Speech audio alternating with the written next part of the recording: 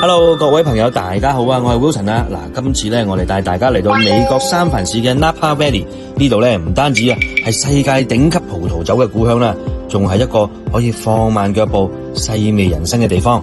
今次咧，等我帶住鏡頭同大家一齊體驗我3日2夜 Napa Valley 之旅啦。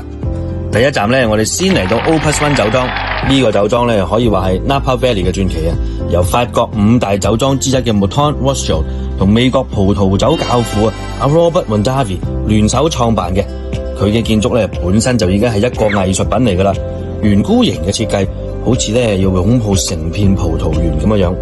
我試咗佢哋幾款嘅紅酒咧，一入口你即刻感受到嗰種絲絲滑滑嘅單寧同埋黑加侖子朱古力嘅複雜層次。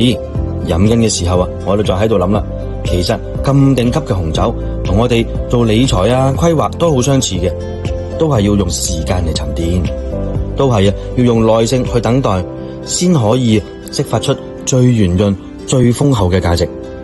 冇翻20年咁上下嘅陳年潛力都唔會有 Opus One 今日嘅地位啦。冇翻10年以上嘅長遠視野咧，真係好難享受到呢啲福利真正嘅威力㗎。離開咗 Opus One 噶啦，我搭咗纜車上咗去另外一個酒莊叫 Sterling 酒莊。呢度嘅特別之處咧，係你要先搭纜車上山，沿途俯瞰成個山谷嘅景色，未飲酒已經醉咗一半先啦。呢個 Sterling 酒莊咧，俾我嘅感覺就係優雅啦、開揚啦，好似一個熱情好客嘅莊園主人咁樣。我試咗佢哋嘅 Napa Valley Merlot個口感非常之圓潤，帶有紅莓同埋少少香料嘅味道。一路喺度品酒，唔單止淨係飲酒㗎，更加係享受緊一種生活嘅態度。我哋理財都係一樣啫，我哋追求嘅最終都係想有能力去體驗呢啲美好嘅生活片刻，同埋家人朋友分享呢份悠然自得。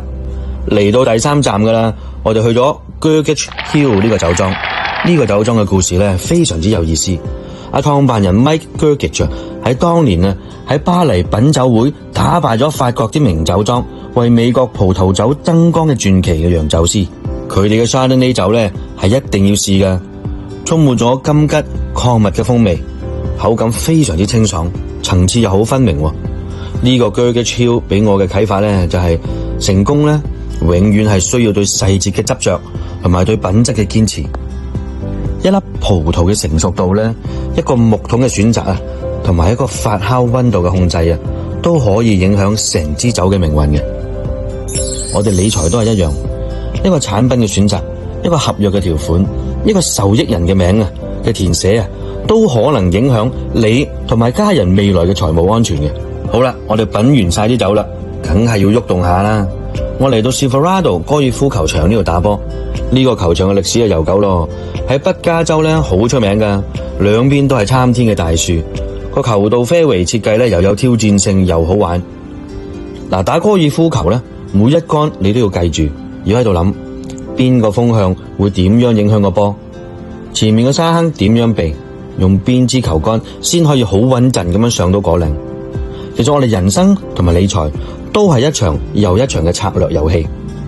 你冇可能預測晒所有嘅風險噶嘛，但係咧你可以預先做好準備，揾一個可靠嘅夥伴陪你去一齊面對前面一個又一個嘅挑戰。今次咧我就住喺 Silverado 球場入邊呢個別墅，一早起身推開門就係一片綠油油嘅球道咁樣，啲空氣非常之清新。夜晚又可以坐喺個露台嗰度望住成天嘅星星，飲住今日買翻嚟嘅紅酒咁樣。成個人非常非常之 relax， 呢種感覺咧就係我成日同啲客人講嘅財務自由其中一個面貌啦。唔係話要幾咁奢華，而係你可以有選擇嘅權利，又有安心嘅感覺，知道自己嘅未來穩穩陣陣咁樣，先可以全心全意享受當下噶嘛。至於講到食咧，今次嘅旅程嘅2餐飯咧都令我非常之印象深刻嘅。一晚我哋去咗一間地道嘅泰國餐廳。冬陰功嗰啲湯咧夠晒酸辣啲綠咖喱有嘢味。喺美國食到啲咁正宗嘅泰國風味咧，真係非常之驚喜嘅。另一晚咧，我就試咗一間意大利嘅餐廳，手工意粉非常之彈牙，烤牛仔肉配上一杯 Napa 嘅 Chardonnay 咧，非常之完美。你睇下呢度雖然係世界知名嘅酒鄉但係一樣可以容納到唔同地方嘅美食文化。理財規劃都一樣㗎，冇話一個方案適合晒所有嘅人嘅。有人進取啲，有人穩健啲，有人中意收息，有啲人就追求增長啊咁樣。而我嘅角色咧就係幫你去調配出最啱你口味、最配合你人生階段嘅財富餐單。今次3日2夜嘅 Napa 之旅咧，好快就結束啦。由 Opus One 嘅經典去到 Sterling 嘅優雅，再去到 Gurgel 嘅執着咧，由 Silverado 球場上面嘅揮桿到別墅入邊嘅寧靜啊，再去到泰國菜同埋意大利餐嘅味蕾享受，每一刻都係會喺度提醒緊我嘅努力規劃財務，最終都係為咗換取更多啲真實啊、溫暖啊同埋有質素嘅生活體驗。你嘅財富咧本身並唔係一個終點嚟嘅，而係一個工具，車我哋去想去嘅地方，見想見嘅人，亦都想體驗你想體驗嘅人生。嗱，多謝晒你哋一路以嚟嘅信任啊，俾我有機會成為你喺理財道路上面嘅夥伴。